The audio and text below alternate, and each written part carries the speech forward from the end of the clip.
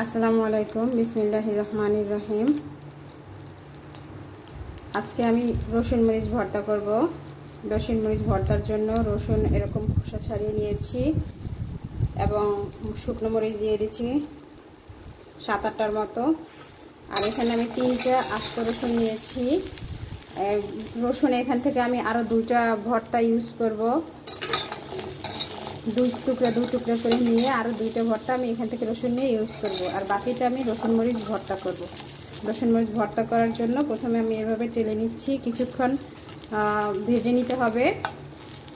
গায়ের পানিটা যখন একটু টেনে আসবে তখন আমি এটা চুলা থেকে নামিয়ে নেব। চুলার আঁচটা আমি কিন্তু মিডিয়াম লোয়ের মাঝামাঝি রেখেছি, বারবার একটু উল্টে দিতে হবে।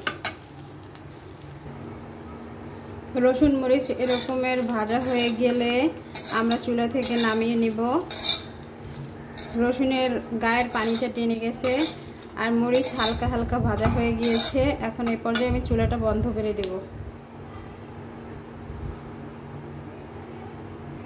এখন আমি রসুন মরিচ পাটায় বেটে নেব। প্রথমে মরিচটা ভেঙে নিচ্ছি, গুঁড়ো করে নিচ্ছি।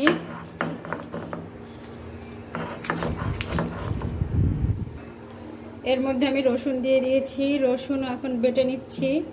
দরকার হলে হালকা একটু পানি নিয়ে নিতে পারেন আপনারা, যদি দরকার হয়।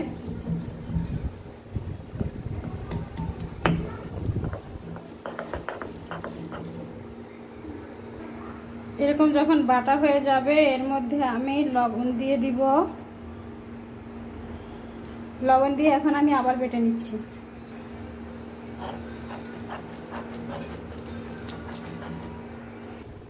রসুন মরিচ ভর্তা কমপ্লিট হয়ে গিয়েছে। এটা খিচুড়ির সাথে খাওয়া যায় এবং চাপড়ির সাথেও খাওয়া যায়, খুবই মজা লাগে। আশা করি আপনারা এটা তৈরি করে খাবেন। ধন্যবাদ।